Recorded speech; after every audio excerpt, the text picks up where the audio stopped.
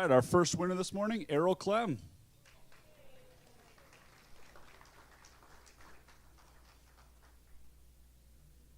Can I hear you? Okay.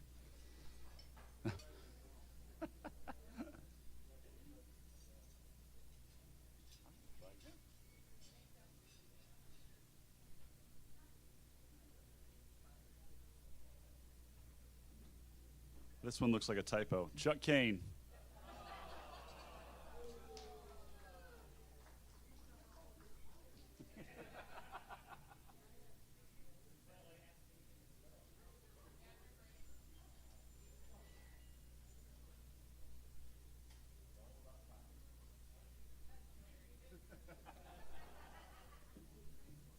How about Steve Kunkel? Steve's here. There we go. Come on up, Steve.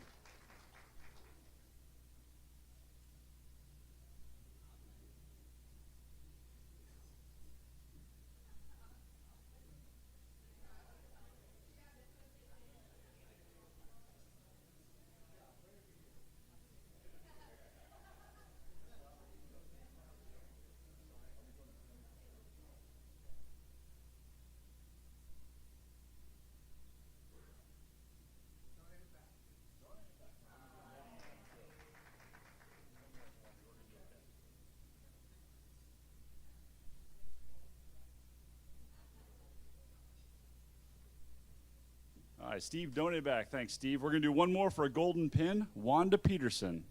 Is Wanda here this morning? There we go.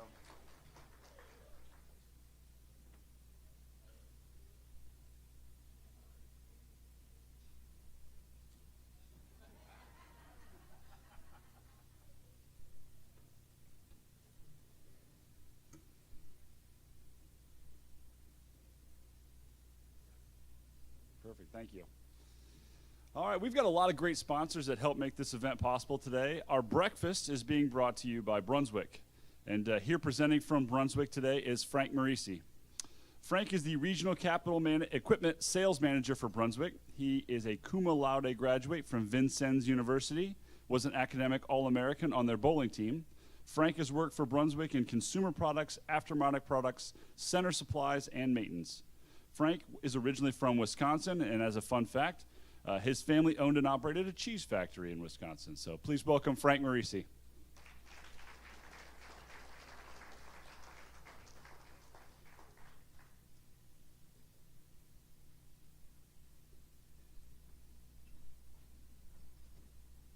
Good morning. Thank you very much, Colin. Appreciate that. Just wanted to thank Scott Devers and his entire team and staff for allowing me and Brunswick just to say hello, speak to you this morning. Scott did say to keep it short, so I have no problem with that. So, but no, seriously, out of respect for the timing and keeping everything going, I wanted to congratulate Mike Albee on his award and recognition last night. In Indiana, as Colin mentioned, you know, I have a special place for me as well. Graduated from Vincennes University, and really, I mean, at the time, there were two universities in the country that had bowling lanes management as a degree. So I investigated that, went to Vincennes, and have to thank Vincennes because otherwise I wouldn't be here. And there's a lot of other VU graduates here in Indiana, which is awesome, and throughout the country. Couple of the VU graduates that are here are a little older than me, no names, Mike Cozy, but and Mike Stout, but no, seriously, thank you for allowing me in Brunswick. So just real quick on with Brunswick, I don't have any official presentation. We were going to send one, but again, everything that we got going on in Brunswick. Very exciting. Probably would take longer than 10 or 15 minutes to talk anyway. So what I would just like to do is just invite you over to our booth. Be more than happy to talk with you, consult with you on anything that you have going, plans. Also want to thank all of you, your past business, future business. If you don't know me, I would love to introduce myself to you and start a business relationship with you. Other than that, I want to keep it quick, and again, thank all of you, and congratulations to all of you as well. So, thank you very much.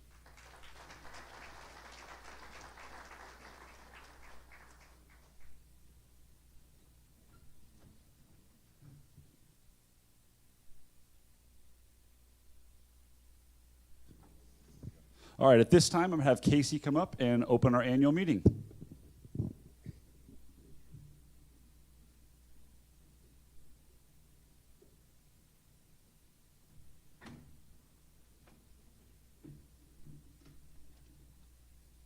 All right, good morning, everyone. How's everybody feeling this morning? Kind of quiet out there.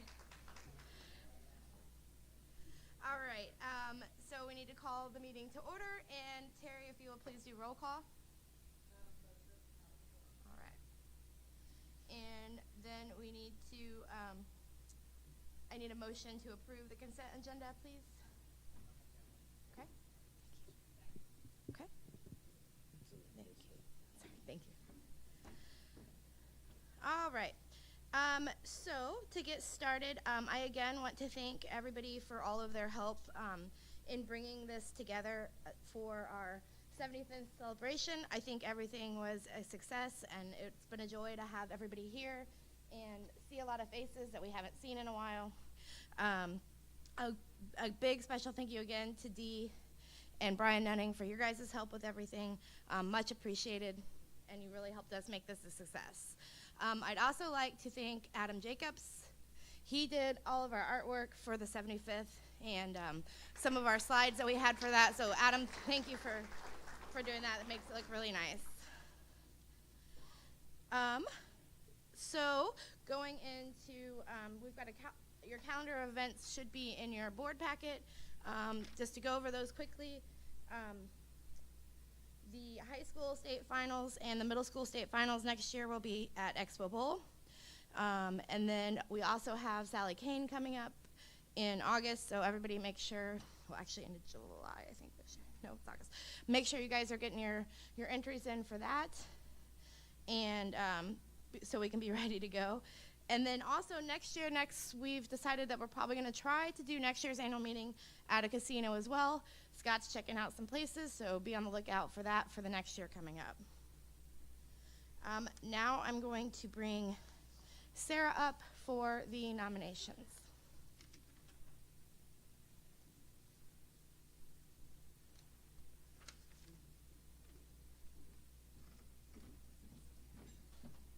Thank you, Casey, and thank you all for being with us again this morning. Your slated officers for 2024-2025 are as follows. President Casey Williams from Royal Pin Expo. Vice President Mark Strawn, Pinheads Fishers. Secretary Terry Powell from Royal Pin Woodland. Treasurer Chuck Kane, Lucky Strike Lanes in Elwood. Ex officio myself, Sarah Malat from Cubica AMF. Are there any nominations from the floor? Do I have motion to approve these officers? Do I have a second? All approved, thank you. Our directors at large for 2024-2026 are Angie Collop in her second term from Championship Lanes in Anderson. Travis Huston, second term, Union Rack and Roll, West Lafayette. Kevin Walter in his second term from Pinheads Fishers in Brownsburg. Kara Hand in her first term from Auburn Bull in Auburn. Do we have a motion to approve, or are there any nominations from the floor? Thank you, Terry. A second? Thank you, Jason. All approved. Thank you all for your dedication. We appreciate it. Our honorary directors for 2024 and 2025 are Mr. Robert Gudorf from Classic Products, and Roger Brown from Signature Lanes in Elkhart. No motion or vote is necessary. A thank you to our recognized board guests, AJ Bruner from MVP Lanes and Mike Cozy from Olympia Lanes. And a thank you to our nominating committee, Mike Albee, Terry Powell, and Kevin Walter. Thank you all. Thank you, Sarah. All right, and then next, Chuck Kane, do you have some information on the Sally? Is he here? Is he still out? Okay.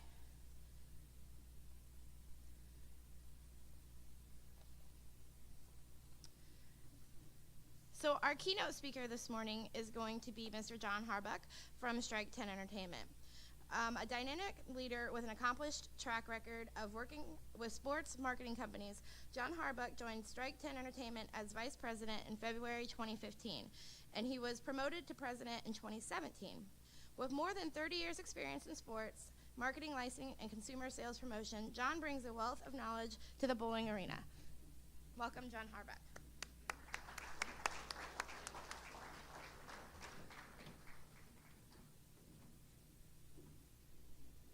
Good morning. I'm going to get this out of here because I like to move around. Testing, 1, 2, 3, good. Hey, I'm going to get some thank yous out of the way. Great to be here. We've got a lot of things to talk about with Strike 10 Entertainment and Go Bowling and all the exciting activations that we're doing. You know, we preach the gospel according to bowling. I mean, we evangelize this sport, and Go Bowling is our call to action. So, first of all, to knock some thanks out, Casey, thank you, leadership, entire group, Sarah, thank you all. Scott, great job. What a wonderful facility. Really appreciate the hard work that goes into these things. Mike Albee, sir, thanks for your friendship and all the support you give us and all the things that we do.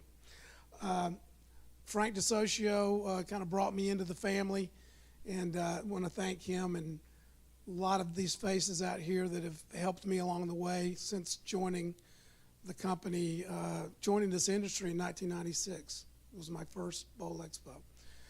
So kind of came in the side door as a marketer, bringing NASCAR to this industry. And let's see, how do we do this in the back? Just the middle button. There we go. Got to know which way directions, up and down. That's Strike 10. We had some debate. Strike 10 started, I've got an attorney looking into exactly the founding, but 1998. And so keeping with the theme of the history of this association, Strike 10 started back in 97 or 98. Charlie Brehab and Frank and I were back there kicking it around. But one of my fondest early memories was inviting Jim Doty and Charlie and their wives to the Brickyard 400 and in Indianapolis. And I remember it because we had seats in the NASCAR suite, which in NASCAR world, you're in there with Bill France, who's the boss, started the NASCAR circuit, and it's like being in church at Easter. I mean, it's quiet, no fun. I look to my left, the Budweiser suite is rocking. Look over to the right. At the time, Winston cigarettes were a thing, and so here we are sitting in this quiet thing, and there's Charlie and Jim, and it was just kind of one of those weird moments. But anyway, it goes back. This organization in this state's always been dear to me and in my history, starting with Leading Edge Promotions, and then my path through to forming Strike 10 Promotions, which was a kind of an affiliate of Strike 10 Entertainment, and then joining the company, and then where we are today. So we've seen a great trend of growth in our industry and getting out and getting the word Go Bowling out to the community, and we hope we've contributed and lifted. But our mission, three key things here: driving traffic, building top-of-mind awareness, which is really what we get up and think about every day, and then developing sponsor partnerships and activating those sponsorships. One of the exciting things that we brought in just recently in the last few years is Bowling Center TV. Many of you in this room are a part of Bowling Center TV, and it's exciting digital out-of-home entertainment and advertising network we're installing in 1,000 bowling centers across the country. We've just started the installation process. We're in about 16 states. We're approaching 80 to 100 centers, and we're going to be hitting a milestone of 1,000 screens by the time we get to Bowl Expo. So we're excited about that. For those of you that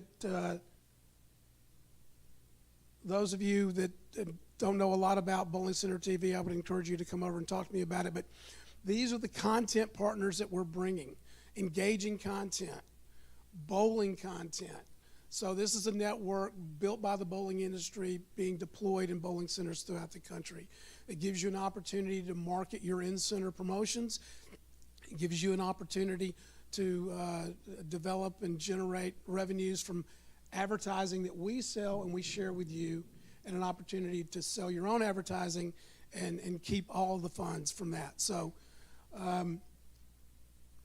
these are the content partners we have, and these are actual streams from centers throughout the country: Emerald Lanes, Our-Town Alley in Pennsylvania, Victory Lanes, and then Maple Lanes in New York, which was the first center to deploy back in December. Some of the things that we are working on, and the clicker is not cooperating.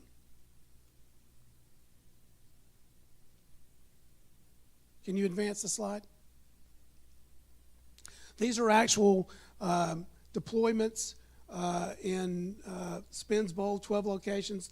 First column, you see how they're promoting their venues. They're putting their own marketing and advertising on the screens. The second column, you see promoting activities within the center. The third one, promoting food and beverage. And then last, local ad sales. This is Rab's Country Lanes in Staten Island. Again, 3 different in-center commercials promoting their food and beverage and other things that they're doing in the center. This is Pin Chasers, 4 locations in Tampa. So it's a great way to market your features and activities and promotions within your center. So it's a great marketing tool. Cool thing that we did, we're getting national advertisers, and BetMGM is part of our advertising family, and we did a March Madness promotion there. And then this is how it was deployed in one of our centers. You see the scores along with their BetMGM L bar. Then the next one, you see the scoreboard bracket with that bar as well, individual game scores, and then the actual BetMGM ad that's running, 30-second spot that's running and promoting. Again, generating revenue for the industry and you. Now here's some examples of a deployment. Joe Laspina's Maple Lanes.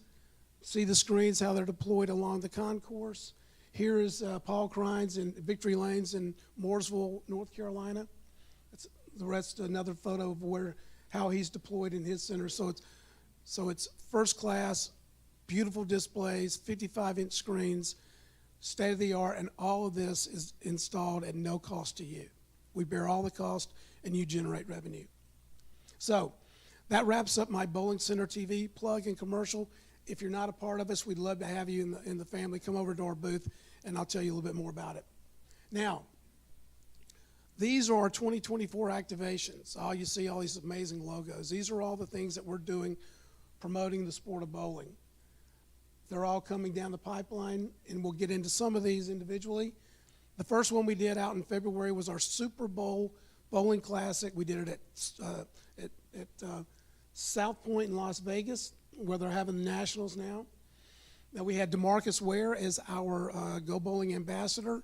We had the one part of the South Point, half of the South Point Bowling Plaza filled with bowlers, generating funds for the Bowling Foundation, the NFL Foundation.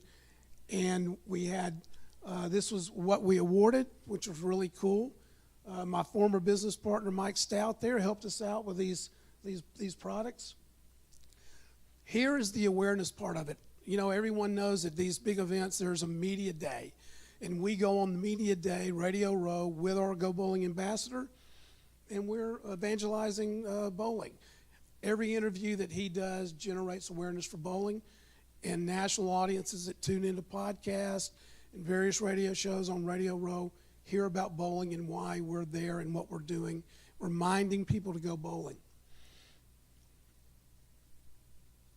Here's some of the images from Radio Row, some fun stuff that we did there. Some of the shows that we were on while we were there at the Radio Row in Las Vegas. How many of you know who Cousin Sal is? Anybody know who this dude is? I see some hands in the back. He is Jimmy Kimmel's cousin, and he's on the show regularly. And here's a little stunt that we did with him and some of the athletes in DeMarcus Ware. All right, Sal here on Radio Row. Listen, FanDuel has a zillion props for the Sunday game, and you should bet every single one of them. I'm not telling you not to. But I cannot sit around and wait for Sunday. I need to make some bets on my own. I'm going to have my own prop challenge. Just me and my $20 bill. Let's see what we can do. And I have $20. What do you want to do? How about this? I've got Girl Scout cookies. I'm going to throw them at you. If you catch one, you can keep your $20. If you don't, I get the money. Oh, good. I like that. Yeah. Oh yes! Oh yes! Woo! You get to catch and keep. You got to keep your money now. I thought I was gonna get rich. I threw it too good. In 15 seconds, can name 7 flavors of wings. Okay. Ready? Hit it. Hot, mild, medium, honey butter barbecue, lemon pepper, Cajun seasoning. Let's go extreme, suicidal. Oh my Let's God. go just regular barbecue. Let's go lemon. You got it, Okay. dude. You got it. You don't have to go to overtime. Good job. Come on. Oh no! Come on. Yes. So we had a lot of fun with that. Here's some of the players. DeMarcus, of course. Terrell Owens was there. He's a big-time bowler. And then some of the other players, Chubba Hubbard, Cole Kmet, Joey Porter Jr. So we had a laundry list. Kenny Moore there with the Colts. Is he still with the Colts? Yeah? Okay, good. So we had just a great list. They all got into it, had a lot of fun. And so it's an event that Strike 10 has been doing for over a decade. So we hope to do that again and get that going with our partnership with Pepsi. Again, a way of bringing in our sponsor partners. Our recent NASCAR, PBA NASCAR Invitational, thanks to Tom Clark for helping us put this together. This year we had 3 different programs we taped at the Phoenix Raceway, Cubic AMF, thank you Eric, installed the lanes there at the barn in the facility. And we taped 3 different shows, 6 hours of programming for bowling. So had a lot of fun. We have NASCAR drivers bowling with professional bowlers, and we had the pros from the various manufacturers, bowling and skills competitions and other fun things. So just good, entertaining, engaging content that we were able to pull off there at the Phoenix Raceway. And we generate a lot of top-of-mind awareness through our social digital channels as well as the national TV telecast. Here you have the winners, Lindsey Boomershine and A.J. Allmendinger. And A.J. will be driving our car in our upcoming Go Bowling at the Glen race in September. So it was a lot of fun. He's a pretty good bowler. There's the crew there. You had a number of drivers, a number of pros. Mike Albee won the knockout. They gave him a hard time about that. He wasn't letting up on anybody. And I've got a video here. This is the one you want to turn up if you will hit the volume on that one. This was a little teaser segment, promo segment they did that featured bowling. Number 14 car right there, driven by Chase Briscoe, who won the 2022 Phoenix Spring Race. Now, Chase is pulling double duty this weekend, not in the race car, but on the bowling lane, right? You can see Chase, he had some spare time, so along with our Jamie Little, Phil Parsons, and friends, we sent them to the bowling alley. Spare time, get it? Spare time. NASCAR on Fox is out here for the Phoenix race, and we have the pros from the PBA out here. How cool is this?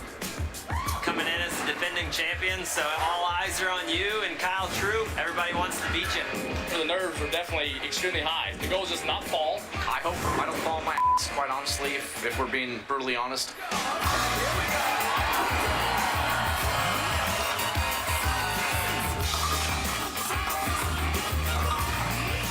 Here at the NASCAR race, bring the energy for bowling every time we're here. I feel like I get way more nervous for this than any other race.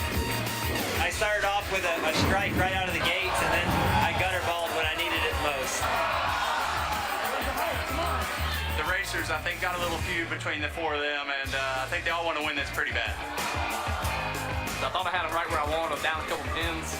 As always, AJ was out there talking trash. Allmendinger just got louder and louder and louder. I'm going to talk trash all day. I may struggle, but I'm going to trash talk enough that they struggle as well. Phil Parsons brought his own ball and his own shoes. Who does that? I did that. I did bring my own ball, my own shoes.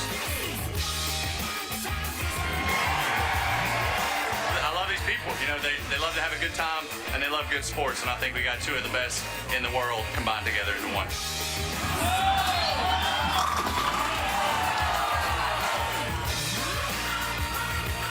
Something tells me AJ Allmendinger maybe had the bumpers on. I think he'd be the bumper guy. Who brings their own ball? I don't know. A little something on Phil Parsons. He will go play putt-putt or Topgolf and take his own golf clubs. You can catch that next Sunday, our PBA coverage, right before our Bristol coverage at 1 o'clock on Fox. Don't miss that. Are you a good bowler?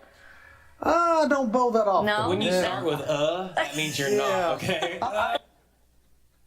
So that was a fun event. Again, Mike took out Phil at the last competition. So good time and good exposure.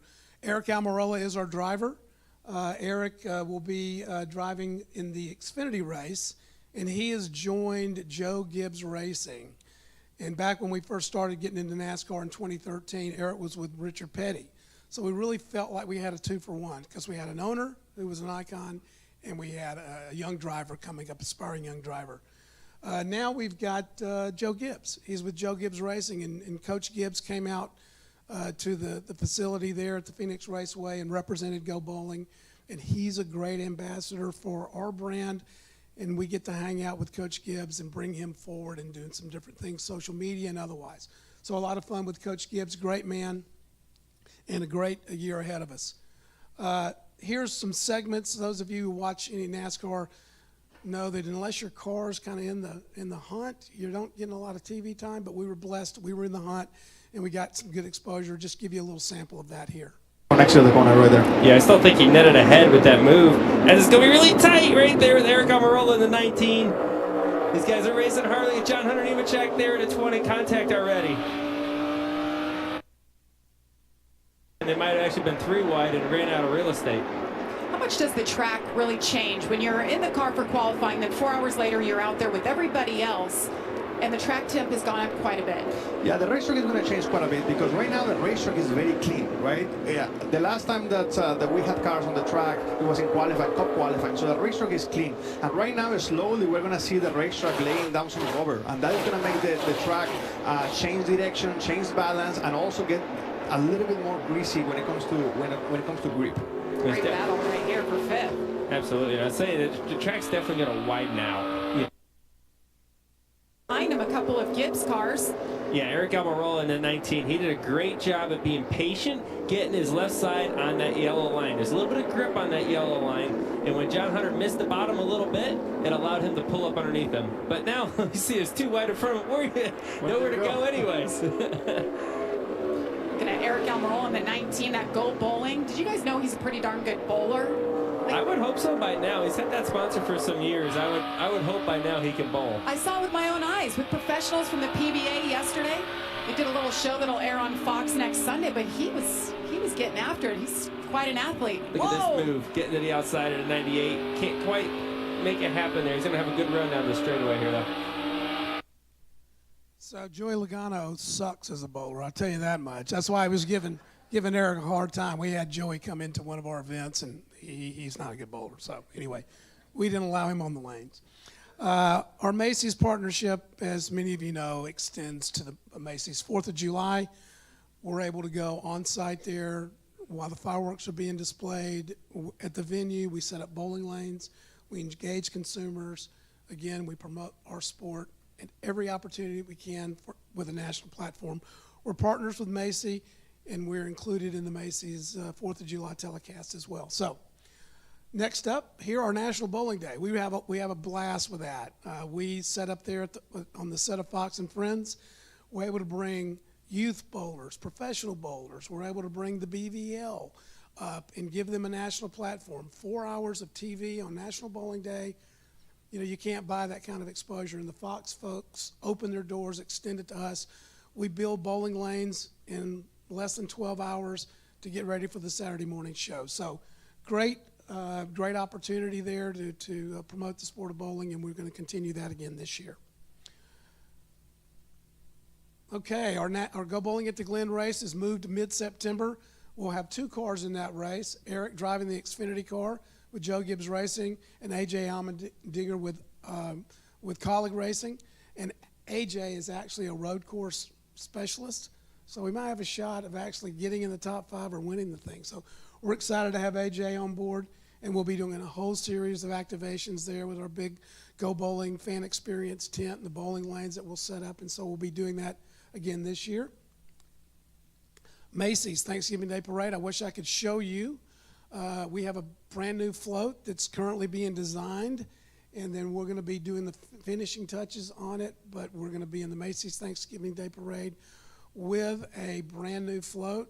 The thing about Mike, he mentioned that he was able to be the ambassador there for our last Macy's Thanksgiving Day Parade, and those balloonicles, big ball and the pins and the shoes, are retired.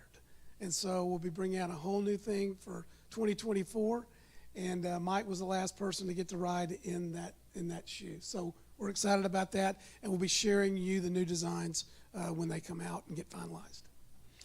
Our latest addition to our activation is the Military Bowl, presented by Go Bowling. Very exciting. We had it December the 27th. It's played at the Naval Marine Corps Memorial Stadium in Annapolis, Maryland, adjacent to the Naval Academy campus. So just a very humbling opportunity to be a part of something. It's a great platform for us to brand our sport along with a very popular collegiate sports such as the Military Bowl, and a great platform to promote the BVL and to get more awareness for that, our industry's own charity. This year the game was between Virginia Tech and Tulane, the ACC versus the American Athletic Conference, and all of the military institutions are part of the American Athletic Conference. So we get tons of exposure, we get commercial units, we get messages from our president, the BPA. We had a great message from one of our proprietors who is a vet. And so it's just a great platform. Plus, they support the BVL with donations coming from ticket sales. So just a great partnership for our sport. This is a little segment on the team bowling event that was on Christmas Day leading up to the December 27th contest. Take a look. The Military Bowl is presented by GoBowling.com. Log on to find a bowling center near you. Get back that bowling feeling. And in part by Bowlers to Veterans Lane, brightening veterans' lives. Great to see both teams supporting GoBowling.com. A couple of strikes thrown. Yeah, we had some fun bowling last night as well. I'm sure it's probably coming our way. Tell you what, it was bowling weather that trip. It rained for 2 days. But we also get out and get with the community. There's a street festival that we have our Go Bowling pin car and Go Bowling pin man. And that inflatable pin man, he's a magnet. I mean, as soon as we pop him out, the kids come running up. We get lots of great exposure through social media posts and everything. So it's just a really neat affair. Here we are, just some images from the game and exposure on ESPN telecast. Corey Dykstra there in the middle, and that's my mug shot, and his son Zeke. Zeke is a second-year midshipman at the academy, and we brought him on to do the coin toss. So it's kind of a neat deal for our industry to be able to bring one of our own out and honor him. And what a fine young man. You should have seen his composure there, and he was so humbled in all the Medal of Honor winners that were a part of the ceremony. It's really a cool thing to see. Here's a shot of the opening telecast, some of the excitement. Virginia Tech, I don't know if any of you ever seen a Virginia Tech home game or seen it on TV, but they come out and they play this song by Metallica called Enter Sandman, and the place just rocks. But a little taste of that, of the opening telecast and how we were branded coming into the entitlement of this. Bowl Mania continues from Annapolis, Maryland, as we welcome you to the Military Bowl presented by GoBowling.com. Rainy day here at Navy Marine Corps Memorial Stadium, but it has not stopped the Hokies fans from making this look and sound like Lane Stadium. They just played Enter Sandman as the Hokies enter. They're taking on the Tulane Green Wave. Having a terrific season at 11-2, looking for win number 12. Here we also had on the telecast, we picked a fan to come out and bowl, so we put up bowling lanes on the field here, and I want you to hear the crowd when he strikes. It's kind of neat. Bowling will donate $500 for each pin win knockdown. A strike will raise $5,000. All right, let's go bowling.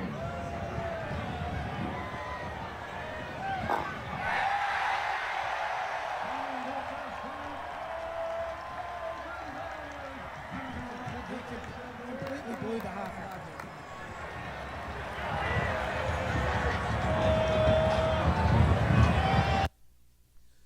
A lot of fun there, and these are just some segments of the telecast.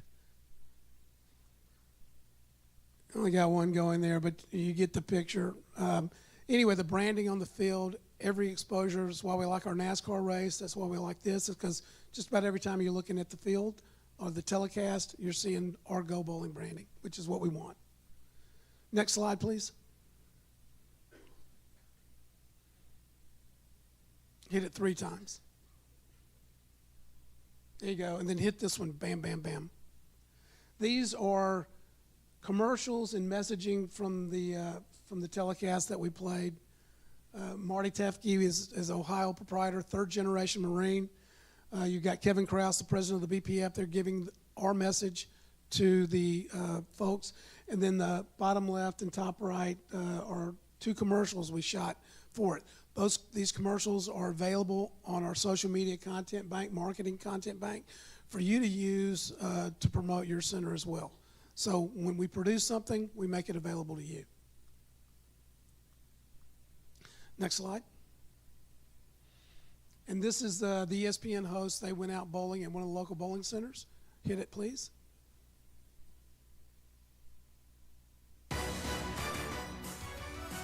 Military Bowl is presented by GoBowling.com.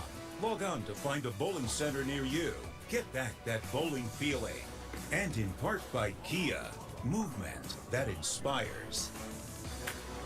Boom, a perfect strike.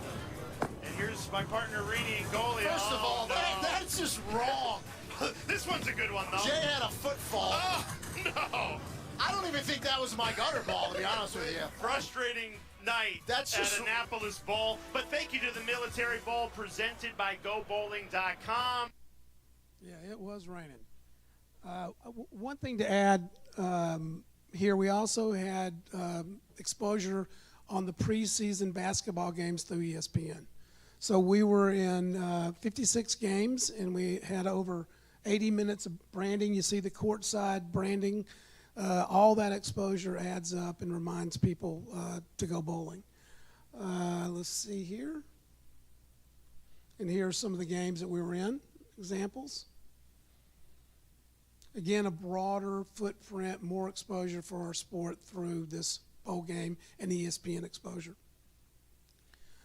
Again, here are the 4 tent poles that we have there, and the great thing about this is that we get about a 10x return on investment for the dollars that we invest in these events. The equivalent media value is over $20 million. So we're spending our funds wisely and generating more and more awareness for the sport. Last, our partnerships with Pepsi. We brought out a really cool league program that we're glad to be rolling out now. Kits are available. Really cool jerseys from Coolwick. Low priced, low barrier of entry for you.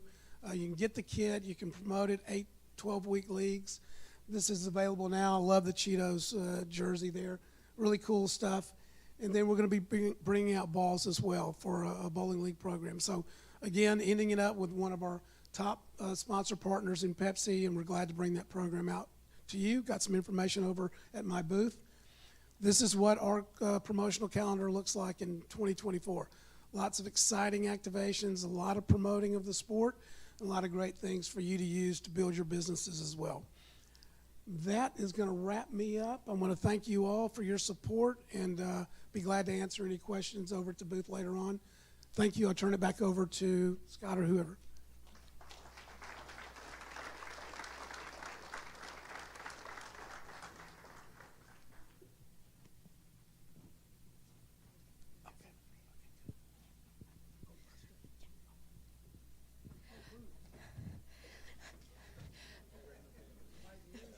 Yeah, watch those pins. Thank you, John. If you guys will get a picture right over there.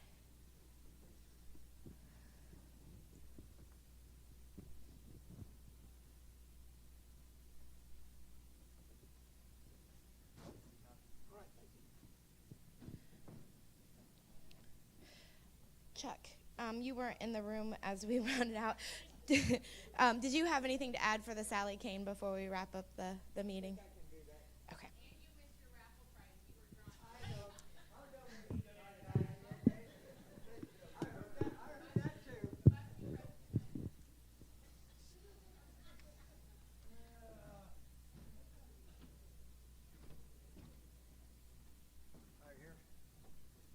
Okay, sorry about that. I got called away and it took a little longer than I'd anticipated. But as a footnote there, I had the privilege of serving on that Strike 10 board there for a couple of years, and I will share with you that where it's evolved from where I was on that board is just, I mean, kudos, John, and to all of you that work that, because it really does get bowling out there in a positive vein.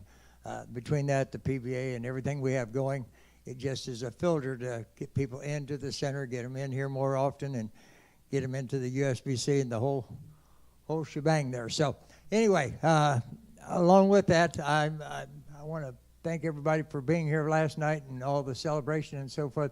And I started reminiscing myself a little bit.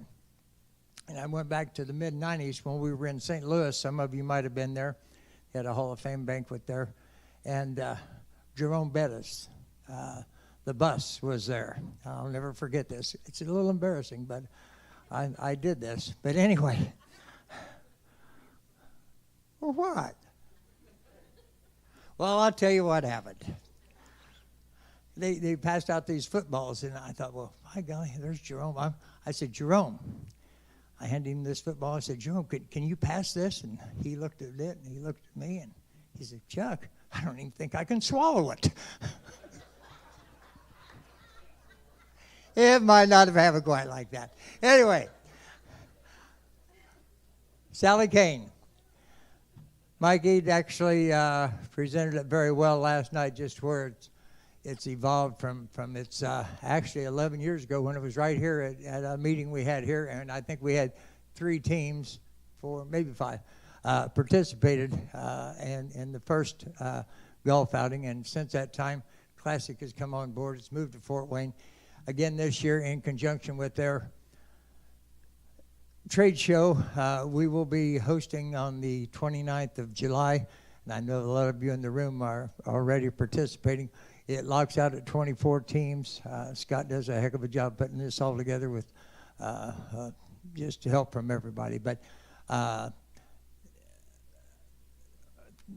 last year was the 10th year, and we gave out $10,000 in scholarships that year, this past year, and that put us over a $50,000 mark that we had donated to the high school bowlers through high school bowling and their efforts to go through the task of getting into college and helped a little bit. But, you know, it's gotten more expensive to really go to college, so we've upped that. And this year we will be giving 5 $2,500 scholarships to deserving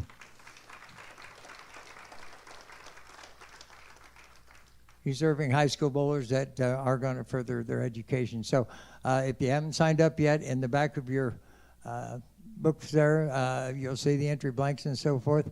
It is filling up fast. We have a heck of a time with it. It's quite a party, and just encourage everybody to participate. And with that, I'll apologize for being late, and I guess I lost $250. Is that what you're trying to tell me? Well, hey, it's okay, because I made a small fortune last night at the crap table, so I'm not, well. What? No, don't get too excited for me. I started with a large one.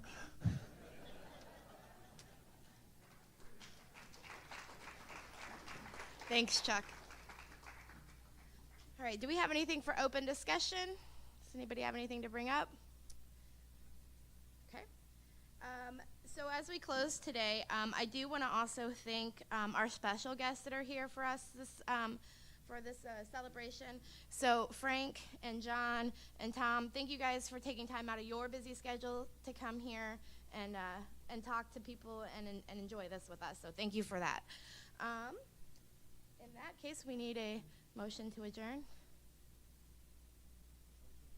Thank you, Mark. Second. Okay. That closes our meeting. We're going to take about a 10-minute break and use the bathroom, grab something to drink, and we'll be back here in a few minutes.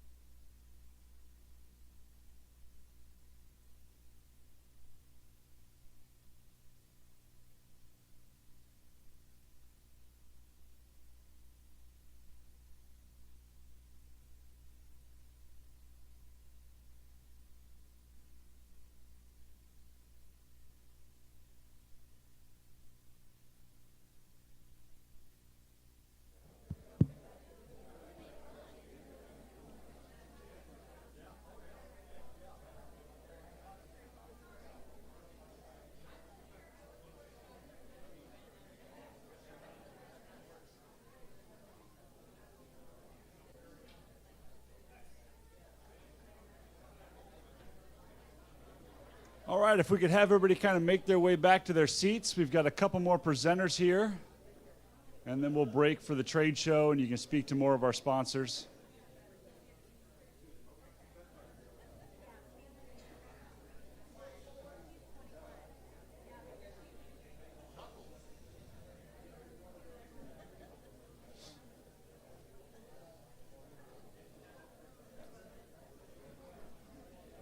Before we bring up our next speaker, let's go ahead. We'll do another cash drawing.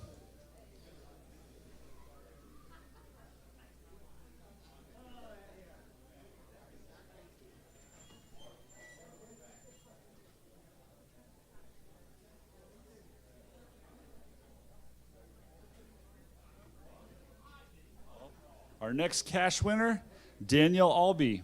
Is she here this morning? Nope, didn't come down.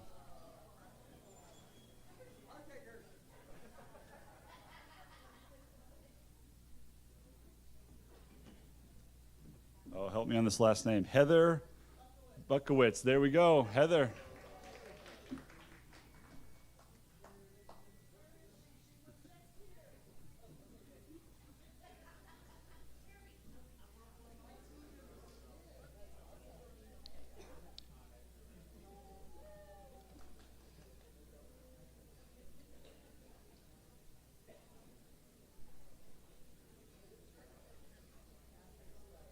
All right, the next person I'd like to bring on the stage is the Indiana State USBC Executive Director.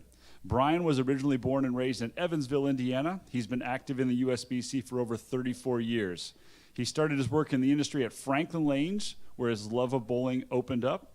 He joined the Evansville Bowlers Association in 1989 and later became the president of that organization and then the Evansville USBC. He's been the executive director of the Evansville USBC since 2018. Please welcome Brian Nunning.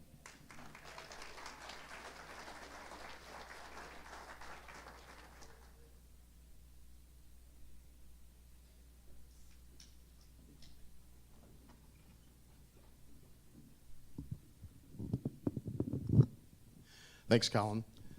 Well, good morning, everybody. It's a pleasure to be here. I'd like to thank the IBCA on behalf of the Indiana State USBC, our board of directors and staff.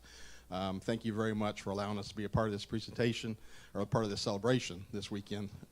What a joy to be here and see the group here and the large turnout, celebrating our history of Indiana bowling. So, as you've heard from everybody that's come up, we've got a pretty rich, special history here in Indiana, right? And the story you're going to hear from us is going to be no different. Chad, can you cue up our presentation, please? Thank you.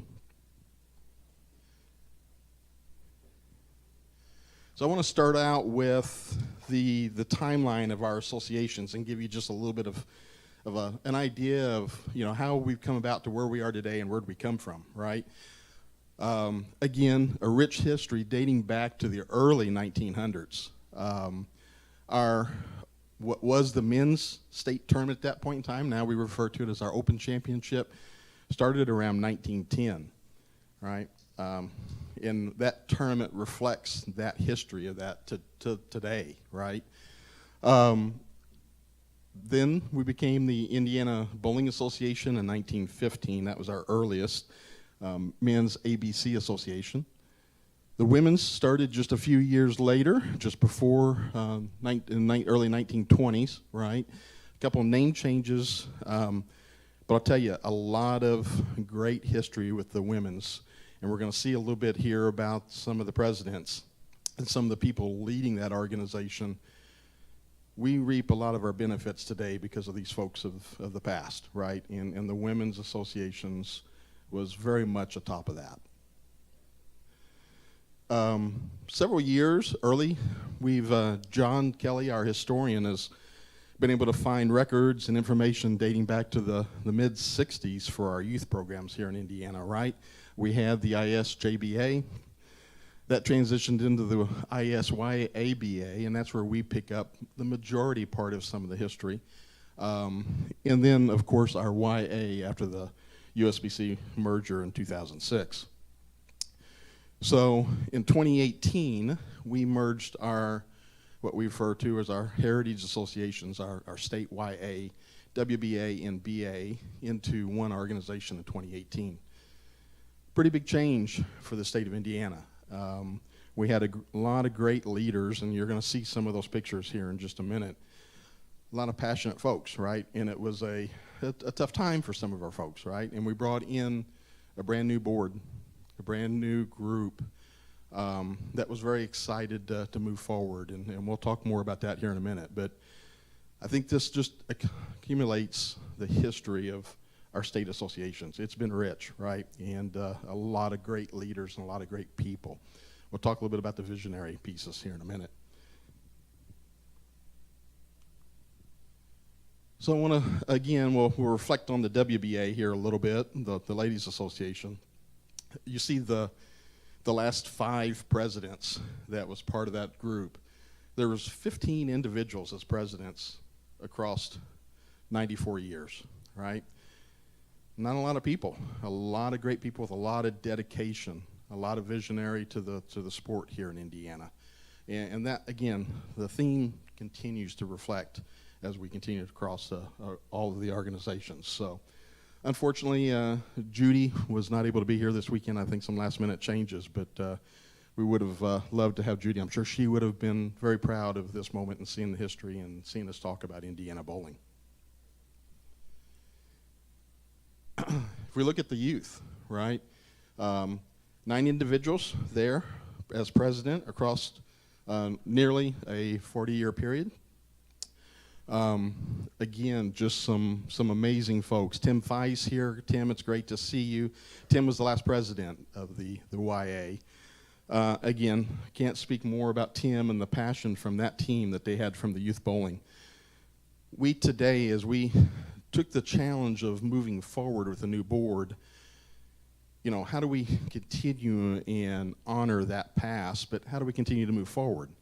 Well, I'll tell you, we made a decision because of the youth programs that they put in place not to change those for the first 3 years.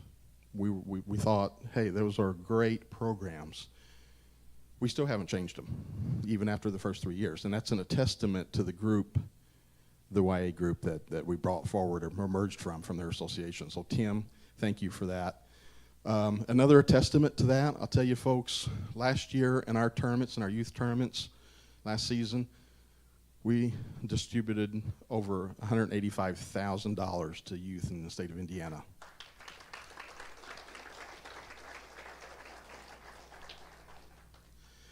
So if we look at the ABC, the IBA, and what was the USBC BA group, again, 103 years, boy, what an testament to the group of people here in Indiana. 80 individuals across those years as president. You'll see here the last 6 presidents. Mary's here in the room. Mary, thanks for coming and being here this weekend. Again, just a tremendous group of volunteers. You know, as I sat and we reflected on the history a little bit as we worked on the committee and started looking across some of this, and we came across some meeting minutes back, what was it, the late 30s, early 40s, I think. It's in your book, if you look in your book. They were really passionate, and they took several years, and they were talking about the districts in Indiana and how we were going to organize the BA into districts. And to sit back and look at that and look at the passion they had around that, that was, I'll call it visionary. I'll call it second to none. Today, when we work with USBC and we talk with USBC, and I've had the pleasure of sitting on some committees and working on some things with USBC, I believe we're the only state that is organized the way we are in the USBC with districts around the state. That allows us to put district directors in every region all around the state. It allows us to put our information, share our mission, work our mission throughout the entire state. It allows us to bring ideas in from around the entire state and not just focused on one region or one area.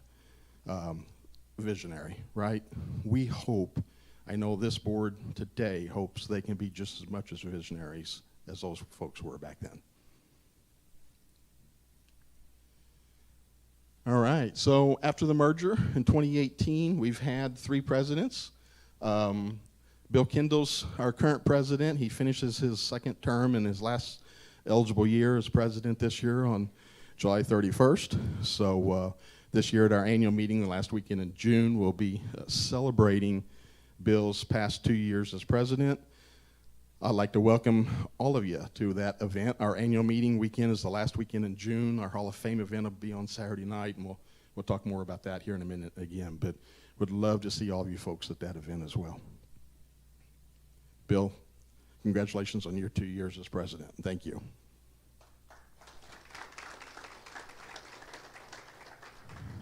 Just as much history with the presidents as with the association managers, but even fewer individuals across all those years, right? There was 18 individuals for the women's, 10 individuals for the BA.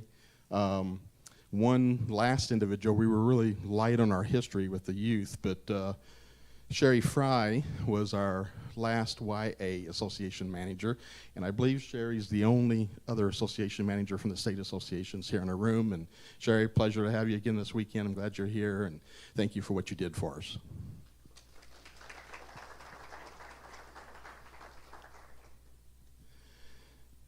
Just as much in the history of the association, this speaks to the greatness of the sport in Indiana from the USBC standpoint, our association standpoint, right? It's our Indiana State Hall of Fame, and it was great to be able to merge all the previous Hall of Fames together. So since 1967, we've inducted 300 people into the Indiana State Hall of Fame, right? Whether it be performance, service, special recognition fields. Like for you, we'd love to take applications. Every year, this past year, we had over 20 applications for the committee to go through. It's typically, upwards of 20 every year. Pretty tough to get into the Hall of Fame, really selecting the cream of the crop here in Indiana. And I'm pleased to say that we've got 6 being inducted this year on June 29th at our annual meeting celebration. And then, as you heard last night, 2 of those are here in the room. So Bill Kendo and Scott Gilmore in the back of the room, congratulations. We look forward for your induction this year.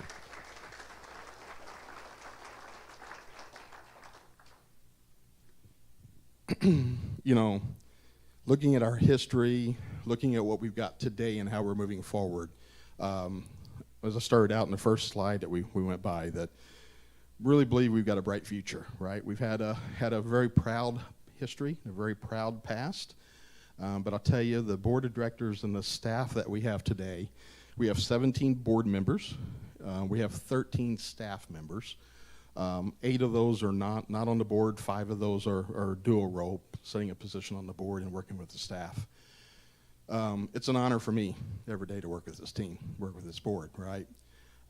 They're visionaries, they're passionate. I'd like to have all the board members, if we would, stand up, please, and show you the board and staff, if you will, please. We have over 3/4 of our board and staff here this weekend, and we want to show our commitment, our appreciation to the IBCA. We think that we can be a greater team even moving forward, and we want to work together, and I think the representation here is the board's showing of their backing of that. So we look forward to more times with you.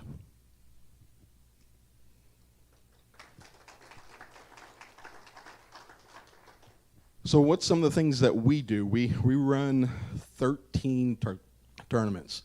That was obviously a lot coming together and merging from 3 organizations to 1. Through strategic planning, we've added a new one in this, and it's our Senior Masters. We're proud to partner with Mike and have Mike and Savage Bowling TV, Chad and Scott back there live stream all of our scratch events. Again, nobody else in any of the other states that I know of do those type of things, right? So we take a lot of pride in that. Our Masters for the last 2 years have sold out, been a full tournament, right? Our Scratch Classic, doing well. Jeff likes to refer to it as our 2nd largest state tournament in the state of Indiana. So we're happy for that as well. But the Senior Masters is a couple years in now, and it's continued to grow. Every one of our tournaments in at least one event has seen growth year over year for the last 2 years now. Again, I think in a testament to our bowlers in Indiana, to the product that this state association delivers, and the commitment from every one of our board members and our staff. We also put on our state jamboree every year. This year it's going to be, October 13th and 14th, I believe? No, 12th and 13th in Fort Wayne. So we'd love to see many of you there. If you want some information on our jamboree, reach out to me. Same thing with our annual meeting, again, the last weekend in June. Hall of Fame event on Saturday night, annual meeting on Sunday. Saturday morning, we also have a golf scramble. It's a fundraiser for our scholarships. We give out 3 just academic type based scholarships to bowlers, along with all of our bowling scholarships for our tournaments as well. So that's how we raise some of the funds for that. So if you're interested in coming and playing in our golf scramble, please let me know. I also show a picture here. We were really surprised 2 years ago at the National Convention. Very much honored to receive the Association Excellence Award from USBC. There's only been a couple other states, I think. I think this has been going out for about 4 years now. And really, again, another testament to your Indiana State USBC Board of Directors and staff and the work they do. So tremendously honored to be recognized by USBC for this award. All right, so what do we do looking forward? Again, towards a bright future. The board is very much believes in governance and in operations and strategic planning. As you can see, our why, our vision up there is to provide leadership opportunities. You know, again, we recognize the leadership group that I just summarized here over the past, over 100 years of leaders in the state of Indiana. I recognize the importance of growing the leaders at the local associations. We've got 58 local associations in the state of Indiana with just as many great people, volunteers at the local level as you got at the state level. How do we drive the inspiring individuals to move forward and become the next leaders that they can stand up here hopefully in another 75 years and be saying the same thing that we're saying about our past years, right? How do we stimulate growth in the sport? Part of our strategic plan and our imperatives that you see down there, leadership development, communications, tournaments, and technology. We take great pride in the live streaming and the other technology stuff that we drive. We do a lot of technology in our tournaments. We believe in the CI mindset, driving continuous improvement, driving lean activities into our events. But some of the other things that we're working on is this leadership development and growth. And I've been already talking with Scott about, how can we partner with the IBC in the future? How can we as an Indiana State USBC, how can we use our districts, our directors, how can we use our 58 local associations that we can be a part of to help grow the sport, right? We believe we have great product. We know that each of you and our centers have great product, right? Your leagues, everything you do, we know that. We know we believe we've got great products at the state level. We just need to get more people in the door bowling, right? And I know that's the challenge for all of us. I think most associations, in the past, our mindset's also been around, well, how do we just grow our tournaments? How do we just grow tournament play from the state level? I think the board is thinking now in a strategic plan around more, how do we grow bowling? How do we get more people in the door bowling? If we can do that together, if we can have a bigger force in doing that, we believe your products, you're going to get them turned into league bowlers, and in our products, we're going to get them turned in. That's the easy part. The hard part's getting them in the door, right? So the biggest part of our strategic plan and thinking right now is around how do we help, how do we get involved, how can we grow the sport with you?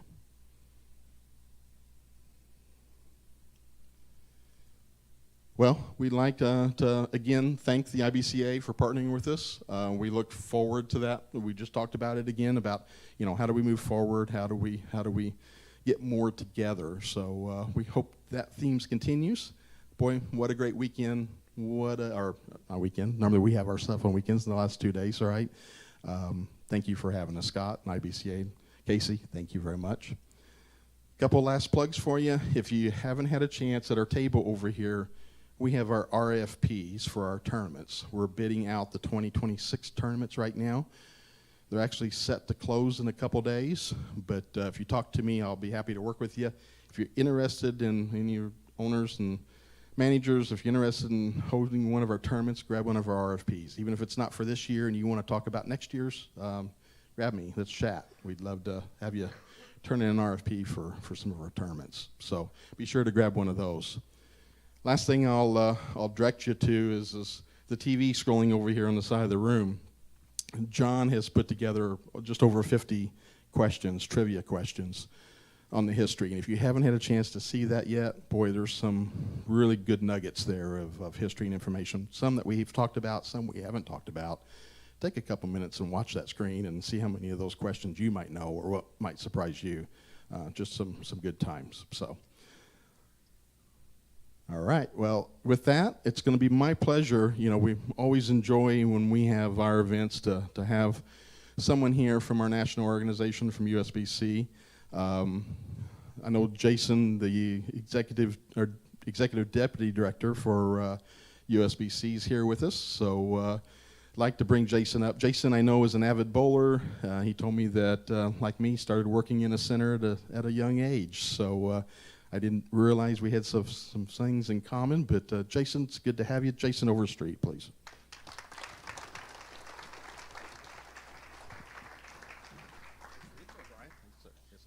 Appreciate it, Brian, and thanks for the intro, and just, thank you to all the USBC representatives that are here. I mean, this is perfect to have that trophy up on the screen, because really, Indiana as a state is just such the shining example for the rest of the country in terms of competitive bowling. The way that USBC works with the proprietors here is just fantastic. I mean, it's just great to see all the events that take place here, the history here. Really thankful to be here. When people ask me, why have things been going well for USBC and competitive bowling over the last few years, I mean, I point to the campus and working together, USBC, BPAA, Frank, John, the partnership with the PBA, the Hall of Fame. It really is just terrific. And it all starts with great hard work at the local level. And a lot of you had a chance to experience some of that coming together, where something that used to be small became even bigger. And that's Junior Gold that was in Indianapolis last year. How many were a part of the Junior Gold experience that were in the room? It was amazing. Want to start off by showing a little bit of that, of the hard work, for those of you that weren't there to get a chance to see what that event looks like. Just amazing, the support from the professional athletes, the ball brands, the volunteers, the centers. And if you haven't been a part of it, maybe it'll encourage you to want to go and check it out or direct some kids there. So, Chad, for our first thing, if we could start with the video that is off the PowerPoint presentation.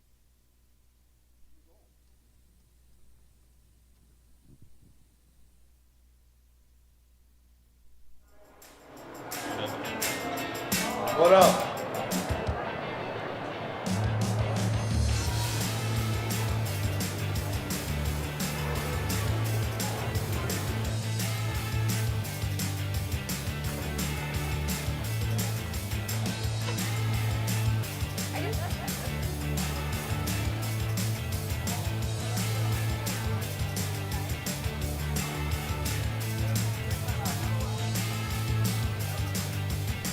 This is my first Junior Gold. It's great to be here.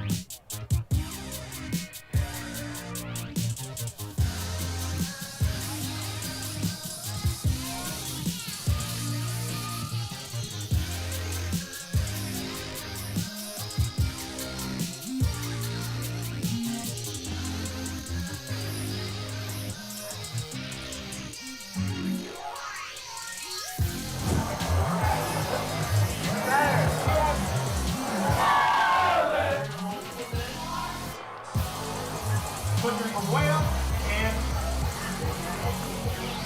great state of 2017.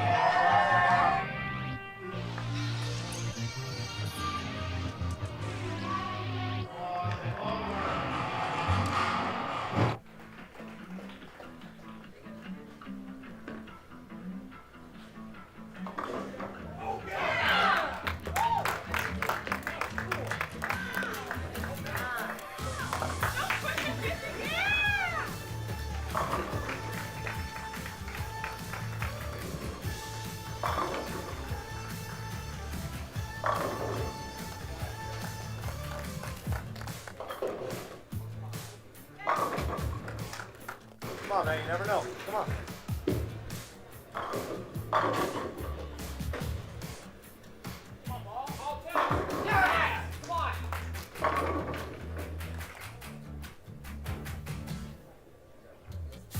We're going to go up by 44 pins. Has another. Carolina, Ryan Campbell.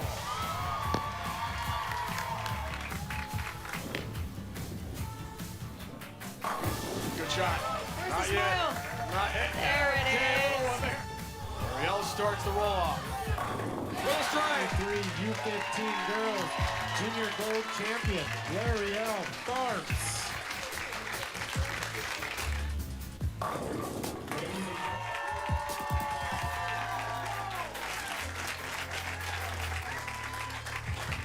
Come back.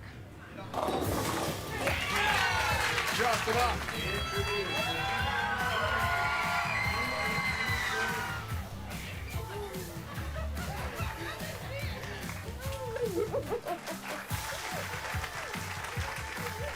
For the win. Got it! He's got 9. And Aiden Furukawa.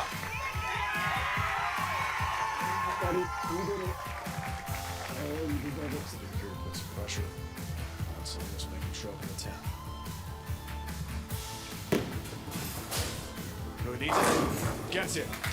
There's one. A mark for the win for Salinas. 10 pin. No, he missed it into the channel.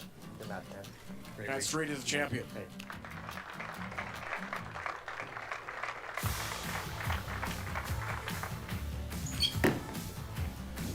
Tenth frame for Jillian.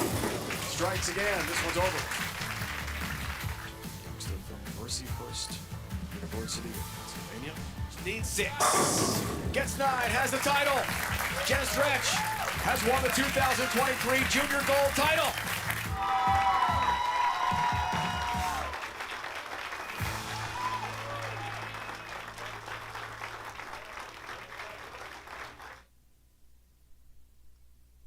Just kudos to everyone in Indiana for making that just an amazing experience. I mean, there couldn't have been a better Junior Gold than what we had this year. What a great event for the kids. Back on television, CBS Sports Network, we now have more than 5,000 kids in the Junior Gold program, $500,000 in scholarship in that event.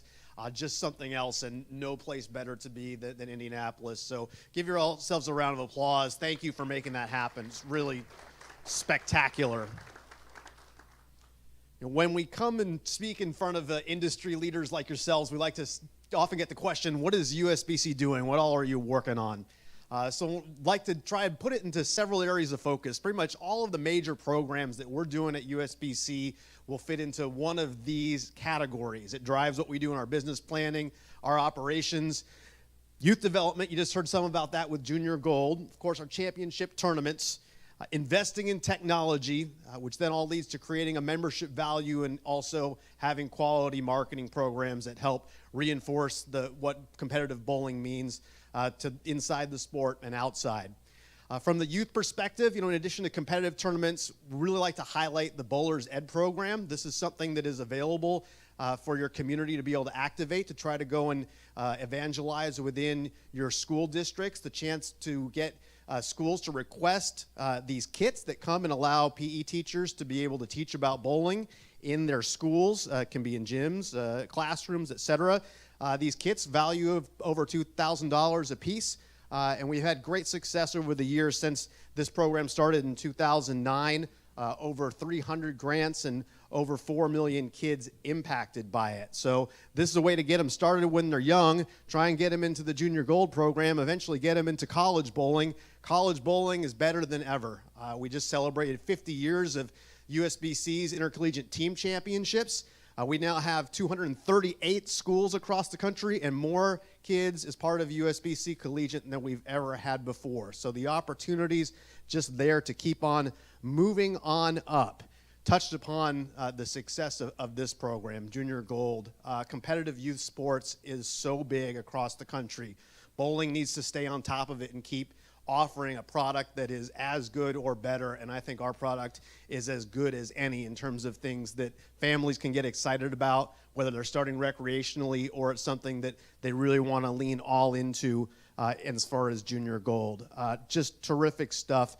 Added scholarship money more and more. We are one of the few that treat the women and the men in an equitable way in that regard in terms of sports and making sure there's fantastic opportunities for the girls at Junior Gold as well. So talking about youth sports, I don't know how many of you have kids that play other sports besides bowling, but so often in youth sports, I know I see it with my kids, youth sports organizations are about one thing, making money for themselves, trying to get as much money from the parents as they can. Bowling, I think we do it differently. USBC youth membership, we have some USBC youth folks in here, right? How much is a standard USBC youth membership? $4. $4. Meanwhile, what does USBC Smart Program return to kids who then get to college and start using it? We return an incredible amount back on that investment. So active Smart recipients, that's you're a freshman. You decide, I'm going to go to school. I've got $50 in my account that I earned from a scholarship tournament sometime bowling in Indiana. Have that money sent in. You become active because you asked for that scholarship money to be paid out. Once we consider you active, you then receive a Smart bonus every year that you are active. This last year, that Smart bonus was $400. How's that for your return on your $4 membership? It's not bad. We've been doing this for a few years now. This is the third year that we've done this Smart bonus program for active recipients. If you were a freshman at the beginning and kept on going through, sophomore year, junior year, senior year, all told, those bonuses have totaled $2,000 a person just for being a bowler, just for being a part of USBC Smart program. There is no other sport that does anything like what we do. Nothing else like it. We need to keep on talking about it as much as we can because this is a huge benefit for our kids as they have a chance to go to school. In addition to those Smart, want to mention also in addition to the bonuses, there is a Pell Grant match that the Smart program has too. Hands, if you're familiar with the Smart Pell Grant match? Okay, good. I'm glad. I'll talk about it just briefly. If you have students, young bowlers within your area that are in financial need, so the U.S. Pell Grant program, that is an additional grant program that is available through the federal government for students that have financial need in school. They're receiving these Pell Grants. What the Smart program does is if you're a bowler, if you have at least 2 years of membership, you can apply and Smart will match your Pell Grant. So that can be $6,000 for some kids. They'll send, all they have to do is send in proof, I'm a bowler, I have USBC membership for these years. Here is my Pell Grant. Smart will match it and provide an additional thousands of dollars to what their aid package. So please share that news. We want more and more kids taking advantage of this. Sometimes I feel like the Smart program, age myself a little bit, Brewster's Millions. It's like we're trying to find ways to give out all this extra money for the scholarships for the kids, but there are lots of kids out there that are worthy, and we want to try to help them if we have that opportunity.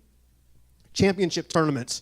This is just a great measure of the health of our industry, the health of USBC, and see what's been going on with the Open Championship since 2019. It's on a nice growth path. Of course, COVID was there for the dip, but we're back up above where we were prior to COVID in 2019 in Vegas. Just really good stuff going on. We're seeing a trend towards an increase for next year in Baton Rouge as well. For those of you that are Open Championships bowlers, we've adjusted the schedule for next year in Baton Rouge to accommodate for more teams. And really, credit for this, I believe, belongs here. It is the state and local tournaments, people getting involved, forming teams at the state and local level that then drives the national. So thank you for this. We'll continue to look to adjust our tournaments to national level to meet the needs of the bowlers, but it's really been terrific to see how this evolves and what it means and opens up more and more opportunities for people to enjoy the event. Let's talk about the next priority. Brian mentioned this a little bit, technology. So technology is something that you've seen USBC investing in at a much higher level in recent years. And we really are focusing on usability and tools that are good for the members, that are good for our associations, and that are good for our proprietor center partners. Because really that whole ecosystem has to work well together, and we see it as USBC's job to tie it all together in a way to make sure that we can try and meet everybody's needs. One of these pieces is the online registration system that's used for tournaments, and that's something that we offer to state and local associations across the country. It is the same system that we use nationally to register for our Open and Women's Championships. We found that to be quite valuable for states and have had more than 100,000 entries go through that over time. We are also working on another online project, and that is known as our community hub in this view. So this is a new interface opportunity for those that log on to bowl.com. So just like you do for Find a Member, I'm sure if any of you operate tournaments, you utilize Find a Member to be able to check averages, etc. You log in, and then it identifies who you are, that you're a USBC member, etc. And we're creating this new section that when you log in, you'll have access to these different, look like cards on the screen, that you can manage your profile, your password, updating things with the safety portal, which is your Safe Sport training, or your background screen. But we're also making it smart over time so that for our proprietors, our center operators, when you log in, you're going to see a different hub for the fact that you are a proprietor or center operator, which has access to utilize online registration, the league registration that's available for proprietors, a chance to be able to see your center inspection information in there. We're going to have an association hub that's in development on the roadmap. So as you log in as an association manager, you'll start to see more and more tools there, perhaps some tools that might be useful to migrate from WinLabs up into the cloud. So this is the direction that's going with USBC's technology. From a member standpoint, I'm going to show you how some of this works. So you can see the screen now moving, the cursor. This is a James Bond, our member, our fictitious member. Can access all of these things, including updating your membership profile on there so it doesn't have to require call into USBC's call center anymore. Chance to be able to have password management. So some standard things, but also access to membership cards for those that have multiple associations that they're members of. You can print or be able to show whatever association is required for whatever tournament you're in. And this is a new feature that's going to be available August 1st. We have the ability to purchase membership in a different association online. So that has not necessarily been something that's been available. It's been something that's been asked for. When you're logged in, it knows that you're already a member, so it asks you, well, perhaps you wanted to purchase something because you're bowling in a different state. In this example, James, who lives in Dallas-Fort Worth, is going to bowl in the Oklahoma State tournament. So just find that center in Oklahoma, and as soon as you find it, it knows, okay, here's what you need. Here is the local and state dues that is required to join that association, and it can take place then, the purchase easily within the portal without having to do the paper on site, etc. So effectiveness in terms of efficiency for the member, hopefully more efficient for the tournament operator. Put in John Harbuck's credit card number in there, and voila, you are set with your purchase, and the membership card then is available to be seen with the portal online. So August 1st, that new feature will be available for state and local membership to be bought online through USBC's Join Online. And then when you go back to your member profile, you see your third local membership card available for use. So you'll look to continue to see more and more things added to that hub over time It's our big sort of technology project. Marketing. Has anyone seen the Why I Certify marketing campaign? This is one that we really think has been great in terms of giving some ways for everyone to answer the question in that league meeting when it comes up, well, do we want to make this a certified league or an uncertified league? And, we understand that there are some leagues that are so recreational or just, are not ones that make sense but most should make sense. And the answer to why, we've gone and asked our members why, rather than USBC saying, here's all the value of USBC. What is it valuable to you? Tom Clark, why did you certify? How long have you been bowling certified for? Tom's probably going to talk about all the things that it means to him personally, his family, his son in collegiate bowling, but it's going to be different for other people. Other people are going to have different stories to tell, but we want everyone talking about that in those league meetings, about why it is that certification is important to them. We have a whole new group of folks for the campaign for this year that are talking about it. And just to give you a flavor for some of what this is like, I want to share some of the stories that we've got that are being told for this year's campaign. There are so many reasons to certify. I certify because I'm super competitive. I enjoy feeding that competitive drive in me. I certify for the thrill competition. I support USBC because I believe in fair play. I support USBC because they include the old and the young. There's scholarship money to be won.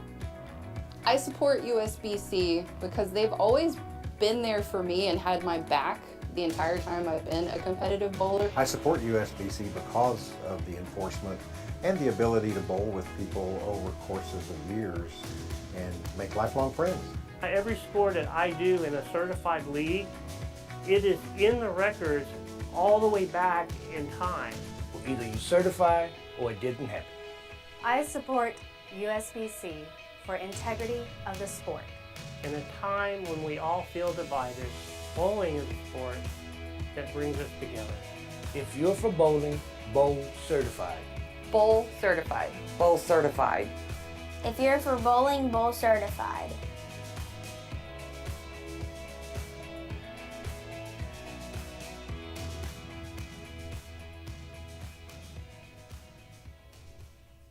If you're for bowling, bowl certified. That's the mantra that we want to continue to carry on as our message for that marketing campaign.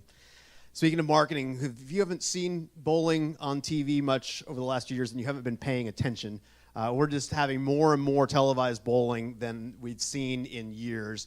USBC and BPA working together to get Junior Gold back on TV. We have USBC Collegiate on television, CBS Sports Network, PWBA, and of course, the fantastic partnership that we have with PBA to allow the USBC Masters and US Open to be on Fox Sports.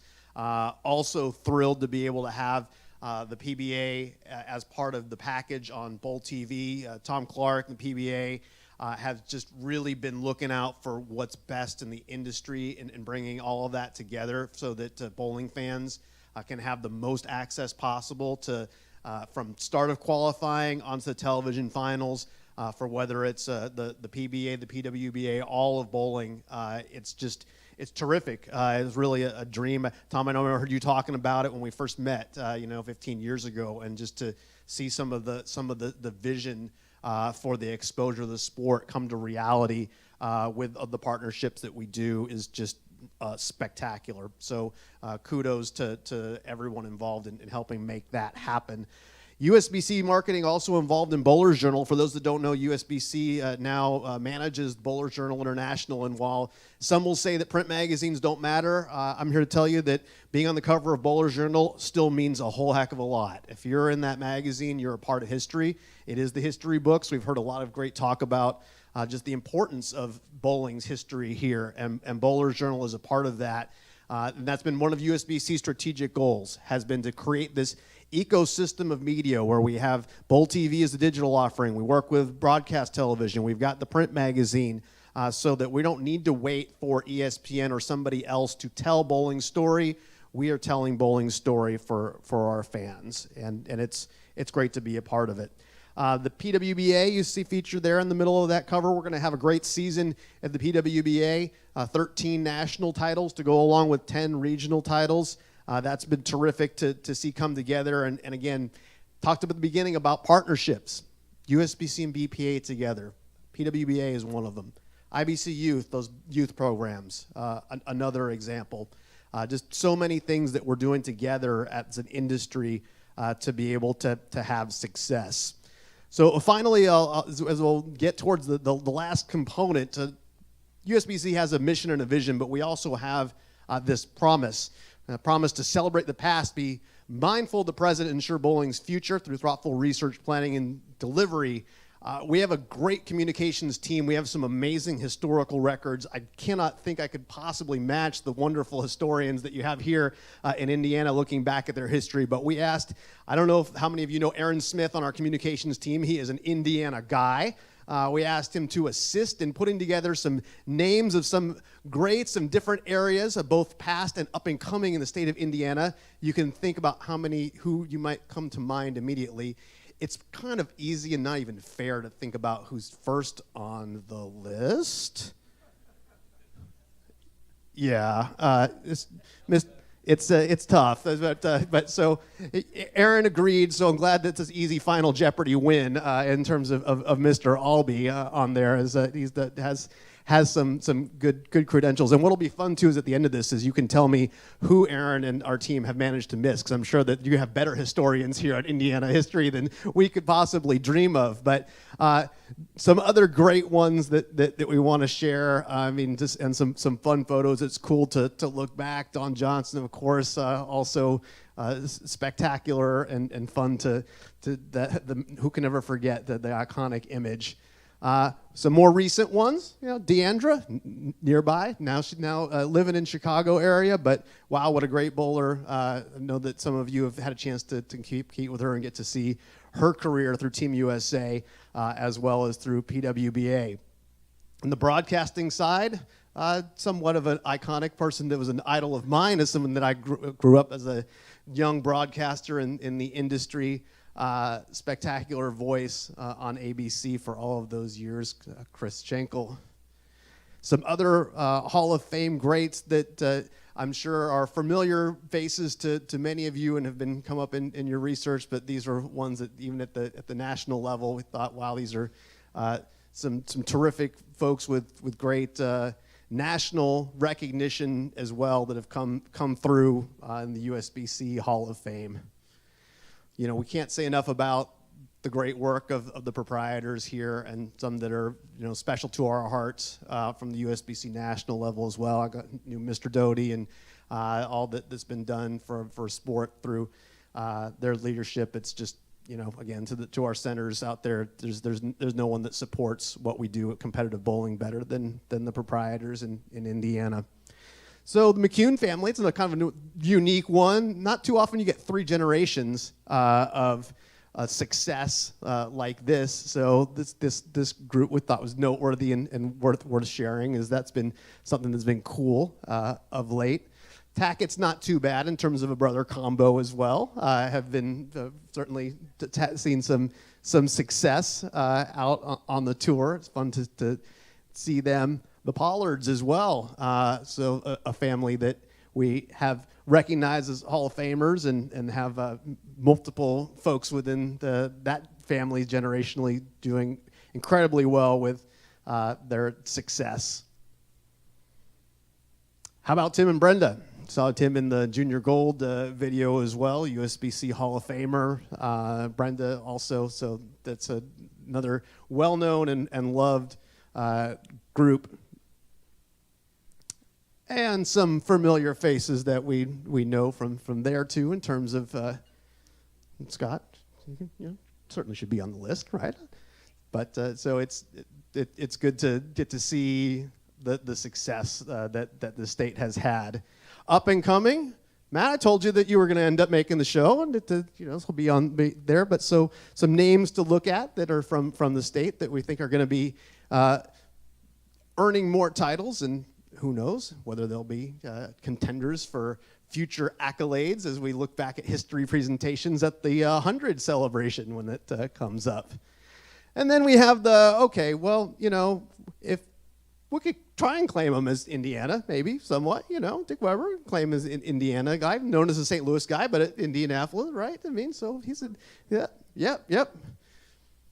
Wes, of course, you're going to claim you, right? Although Texas wants to claim you too. I try and claim you as a Texan, but well, every state that you go to is going to want to claim you as your own, I think. And George, another one that Indiana can claim as a Hoosier great. So hopefully you enjoyed some of those. Again, likely familiar names. And now you all can let me know all the ones that we left off of the list. But terrific to be here in this state. Pat's pointed. Nick Hoagland. Okay. Well, if there was when we have a lane maintenance, great. It will be you. But just again. Chad is very sorry he wasn't able to be here today, but I was thrilled to be able to get the invitation. Although I will say now in the future, just a word to the wise, if Scott Devers calls and says, send me a picture of yourself, be careful. It could end up on the table as a placemat in front of everyone for a breakfast. So he might want to either say no or make sure it's a little bit more current so I don't get razzed for that any worse than I did. But thank you for having me. Thank you again to all of our wonderful centers and our USBC associations and all you do to create a great future for the sport. I appreciate it.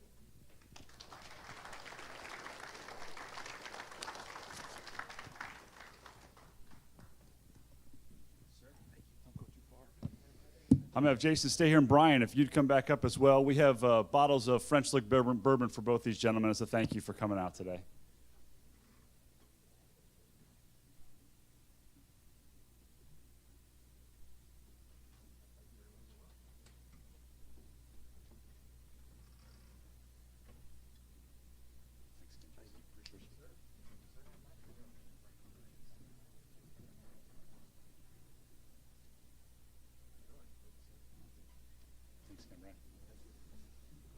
All right. Our next speaker that I'd like to introduce is the curator of the International Bowling Museum and Hall of Fame based out of Arlington, Texas. Carrie joined the Bowling Museum in 2011 and brought along a passion for preserving the rich history of bowling. Her dedication to stewardship of historical knowledge has worked extensively in museums specializing collections and libraries. She plays a key role in safeguarding the legacy of bowling. Please welcome Carrie Williams.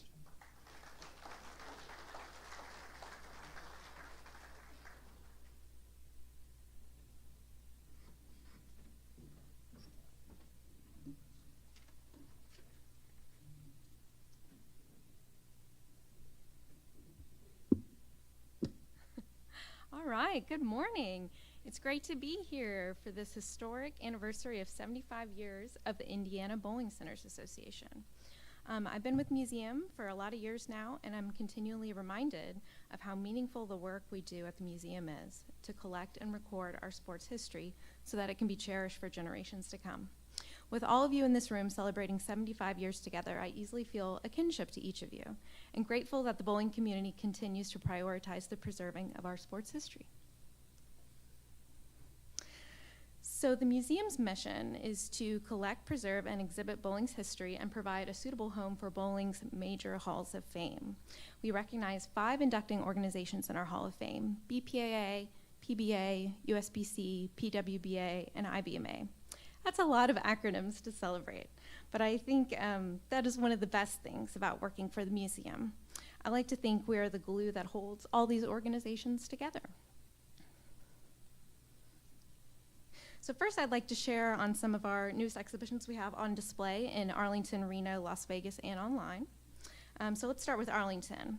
When the museum opened in 2010, this front exhibition area featured bowling greats. So backed by popular demand, Bowling Greats returns with all new items from the museum's permanent collection related to the best of bowling. Due to the remarkable generosity of people across the bowling community, this entire temporary exhibition includes donated items acquired since 2019 and features Hall of Famers such as Norm Duke, Lucy Sandelin, Pam Buckner, Marion Ladewig, Steve Nagy, among many others. So let's move over to Vegas. The USBC Open Championships is underway, and the museum has opened a new temporary display at South Point Bowling Plaza. Presidential bowling features bowling balls, photographs, letters, and other archival materials related to various U.S. presidents, spanning from Teddy Roosevelt to Bush Sr.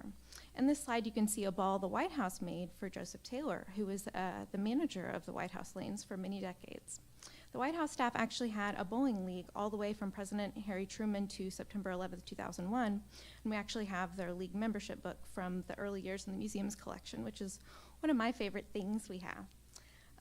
So this exhibition is open for the duration of the tournament, and you don't want to miss it. Then we have our women's championships. So last week, our newest exhibition opened at the National Bowling Stadium in Reno at the Women's Championships. What She Wore explores USBC women bowlers' fashion since the early days of the WIBC. In the top left photograph are a couple of Zodiac's uniforms the group donated in January when I was in New Orleans. In the top right photograph are some bronzed shoes USBC Hall of Famer Anita Canteline and her family donated this year as well. I'll be having a phone interview with Anita later this month, and I'm pretty excited about it. As of last month, she is 97 years young. In the lower right-hand corner of the slide is a Falstaff uniform. Falstaff was one of the many beer companies that sponsored women's groups to bowl at the Women's Championships in the 20th century. And Mike Albee actually tracked down that one for this display, so thanks to him for that. And in the lower left-hand corner is photographic prints of various teams that attended the Women's Championships, with the earliest one being all the way from 1923. So you may have seen all this and thought, well, I won't be going to Reno, Vegas, or Arlington in time to see these exhibitions. Well, don't you worry. I'd like to share with all of you our virtual vault. Thanks to BPAA, we've partnered with company Heritage Works to launch a website to serve our public internationally that displays items from the collection online. Our most recent online exhibition series includes photographs from the BPAA All-Star, which of course is now known as the US Open. And if you've fallen in love with any of the things you see there and would like to see them hanging in your bowling center or your home, we've provided the opportunity to directly purchase reproductions of these items in a variety of formats, such as frame prints, ornaments, jewelry boxes, blankets, and a lot more. So images from this collection and hundreds of other images from our collection can be purchased on printshop.bowlingheritage.com. So now that you've seen some of the stuff we've been doing, I'd like to share with you some of the collecting, preserving, and exhibiting we've been doing specifically related to Indiana bowling history. So here are our National Hall of Famers we have from Indiana. So once a Hall of Famer is inducted, we provide information in our exhibitions on their careers. With over 500 Hall of Famers to celebrate, we have a lot of ground to cover. Each Hall of Famer profile in the museum includes a bio and a headshot of the individual, but we have the ability to add all sorts of information, like videos, personal snapshots if provided, and we are always interested in historical items from each Hall of Famer's career. This is often a collaboration between the museum, the inducting organization, and the Hall of Famer or their family. We work hard to keep these profiles updated, and it's definitely a group effort. I'm sure there are many people on this list you either personally know of, or are in this room today. So if there's any that need updates, come find me after and let's chat. But the museum's mandate goes beyond honoring Hall of Famers. Our mission statement also includes a mandate to collect, preserve, and research bowling's history. It doesn't list any national organizations, does it? It just says bowling's history. So thankfully, you and generations before you have done an excellent job in recording and preserving your own history. As you know, your group has recently compiled an amazing 75-year Indiana bowling history book in celebration of this event. Thanks to Dee Johnson, Mr. Kelly, and countless other people, and I stayed up way too late last night reading it. I commend you for this great piece of literature honoring the legacy of Indiana bowling. Since thankfully we have this excellent book, and since so many of you are very familiar with recent bowling history, as many people covered in their presentations, I will now focus primarily on the early days of Indiana bowling history and share a little bit of some of the physical history we have in the museum on that topic. So this is just a collection of a few stories and is by no means a complete history. So yeah, starting from the beginning, right? So here's a piece we have in the collection, which is an illustration of German ninepins circa 1800. As early as the 1800s, Indiana can trace its roots to when German immigrants introduced the sport to the region. Initially played outdoors on grassy lanes, it quickly gained popularity. With the invention of indoor lighting, by the mid-1800s, bowling alleys emerged in Indiana's burgeoning cities. So the turn of the 20th century witnessed the formalization of bowling leagues and associations across Indiana. You guys. The earliest mention I could find of the Indiana State Bowling Association was in the Fort Wayne Journal-Gazette on November 14th, 1907, where the article discusses arranging the establishment of the group.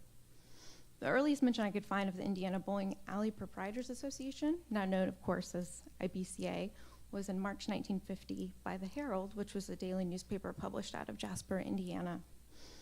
I did my best to find an early Women's Association article, but we didn't have one in our collection, so my search continues. I'm sure there are other newspapers out there with these groups mentioned earlier. There's a lot of great content in that book created, but this is what I was able to find with the resources I had. So as you can see, Indiana bowlers, of course, have had very early years of creating formal groups for bowling for a very, very long time. So one of the most common questions I get from visitors is, what's the earliest item you have from my state? So I just wanted to show you a couple of pictures of our earliest Indiana items we have in the museum's collection. These two medals were won by USBC Hall of Famer Bill or William Doorman, one of the earliest Indiana inductees. As Jason put in his presentation, he had an impressive career on the state and national level. So in 1934, Indianapolis hosted the Women's International Bowling Congress's 17th annual tournament, which is now known as the USBC Women's Championships. The tournament took place at Pritchett Recreation Alleys, the same location that the 1924 WIBC tournament was held. The tourney had one of the largest enrollments in recent years, with a total of 253 teams, with 81 of those being from Indianapolis. The local entry of 81 teams was a record for the city the size of Indianapolis of that time, beating out local entry from 1933 and 1932 host cities of Peoria and New York, respectively. In total, the 34 tournament included 53 cities from 15 states. Though we don't have much in the collection from this tournament, I have included the original tournament poster we have and a recently donated badge from St. Louis USBC from when Hall of Famer Myrtle Schulte attended that year's tournament. It is important to note the museum is actively looking for early WIBC tournament items for the collection, so if you may be aware of any like that, please come find me after this presentation. Fortunately, we have many items related to the 1936 Indianapolis ABC tournament, so I'm pleased to share I have a more fleshed out story for that one, so let's get into it. So just to set the scene, the 36th ABC tournament was held during the height of the Great Depression, a time when resilience was not just needed, but was a way of life. The tournament was inaugurated with grandeur and ceremony. On opening day, a parade down through downtown Indianapolis occurred to celebrate the opening of the tournament that evening. Members of the Kiwanis, Rotary, and Optimist clubs led the parade through downtown, where it ended at the site of the tournament, which took place at the Indiana State Fairgrounds Coliseum. The Indiana governor at the time, Paul V. McNutt, cast the inaugural bowling ball, marking the official opening of what was set to be a monumental tournament. The role of Master of Ceremonies was aptly filled by Neil King, ABC VP at the time. On this slide, we'll see a medal ABC bestowed on Neil King's retirement, which is currently on display in our satellite location at the National Bowling Stadium. So the air of excitement was palpable as King introduced A.E. Janowski of Detroit, the esteemed president of the ABC. Mr. Janowski, standing before the assembly, shared his felicitations and spoke on the significance of the tournament, not just for Indiana, but for the bowling community at large. Over 37 days from March to April 1936, thousands of bowlers participated in the 36th Open Championships. It was the largest bowling tournament to date, with more than 391 American cities represented. Tournament organizers installed 32 lanes, electric lights, and an elaborately decorated ceiling in the Coliseum to accommodate the 2,853 teams hailing from across the nation and competed for prizes totaling $108,928. which adjusted for inflation, that's about $2.4 million today, which is totally wild considering it was the Great Depression. Really, the amount was not just significant for its time, but spoke volumes to the value placed on this sport despite the tough times. It's important to note there were also 2 Indiana winners in this tournament. The Falls City High Brews team assembled a final score of 3,089 to win the tournament and a $1,000 cash prize. And John Murphy of Indianapolis won regular all events with a 9-game score of 2006. For those unable to attend the tournament in Indianapolis, radio station NBC broadcast the tournament nationwide, and 5 newsreel companies sent crews to document the action, which was very cutting edge for the time. So what physical legacy do we have from this event that helped me share the story with you today? As you've seen from these slides, in the museum's collection, we have many archival materials from this event: newspaper clippings, photographs, delegate and official badges, etc., that were acquired over time from people just like you. For example, last year, Mike Albee found this 1936 ABC tournament button for the collection, and over the years as president of the museum, he has gathered many more items related to bowling history inside and outside Indiana. So even today, we are uncovering new artifacts from tournaments from long ago. In May of last year, I was contacted by the grandson of one of the people involved with the Falls City High Brews team that won the 36 team event. The name of the donor is Ray Lochner. Ray had an oversized photo of the team that his family had been hanging on to since 1936, and just a few months ago, he donated it to us, so this is that photo. This might have crossed some of your minds as I talked about this tournament, but how many times have you visited the Indiana State Fairgrounds and had not made the connection that the Open Championships took place there in 1936? Yeah, so some of you. So up until this donation from Ray, for me, the winners of this tournament were just names in a record book and some signatures on a bowling pin. But when this donation request came across my desk, it sparked curiosity and additional research of this tournament. So shortly after speaking with Ray's assistant, Junior Gold returned to Indianapolis in July 2023, as Jason talked about. And the museum had a trade show booth at the fairgrounds. And while we were there, I thought about the hundreds of youth bowlers that were there that day, perhaps unaware that the largest bowling tournament to that point in history took place on those very grounds 88 or so years ago. We ended up bringing a reproduction of this tournament photo to display at our trade show booth just to make the connection with the youth bowlers that they were part of a long tradition of Indiana tournaments. That print is located in the lower right-hand corner of the slide. There. Yeah, on the lower left is a picture of the 2023 Junior Gold Trade Show that occurred just next door. In the upper left-hand corner is the Coliseum where the 36 tournament occurred, and the upper right is a drawing of what the 36 tournament looked like. Anyway, my point is this: it's easy to visit a place 1,000 times and not realize what took place there in days past, but all it takes is one person to bring forward a piece of history, to bring a story back to life. And that is the museum's mission: to save our history, to make sure these moments aren't lost in time. And it's thanks to people like Ray Lochner and Mike Albee and generations of Indiana bowlers before them and have donated the history to the museum that I could share the story of the 1936 ABC tournament with you today. So now that you've heard a few stories on the early days of Indiana bowling history and kind of have a better understanding of the museum's mission, I'd like you to think about your bowling legacy, similar to the museum's processes. Perhaps think about it in terms of your bowling center. What did it look like last year, 5 years ago, 20 years ago, if applicable?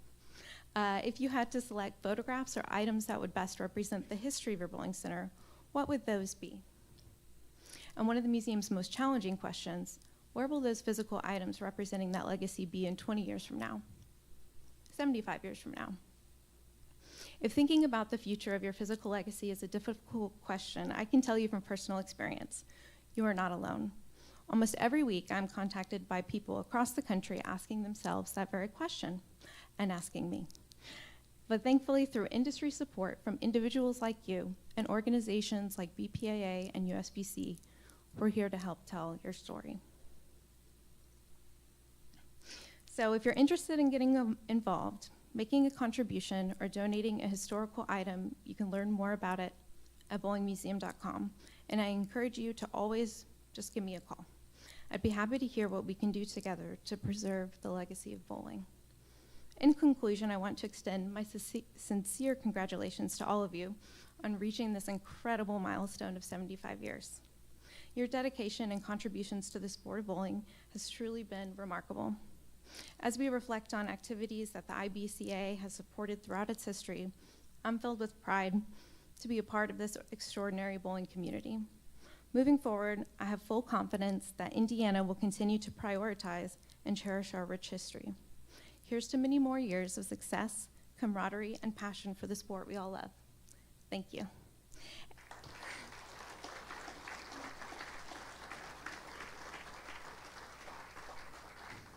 And just a reminder, the auction closes at 12:30 today, and we have a few raffle tickets for sale at the booth as well. Thank you.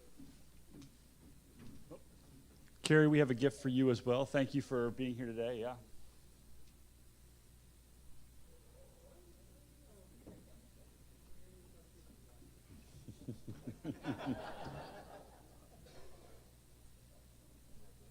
Excellent. Thanks again, Carrie. Okay, at this time, we're going to break for our trade show. All of our sponsors have set up booths, so make sure you take a few minutes and visit them. Like Carrie said, get to the silent auction before that closes. We will reconvene at noon for lunch, so you got a little time to stretch your legs and talk to sponsors. Thank you.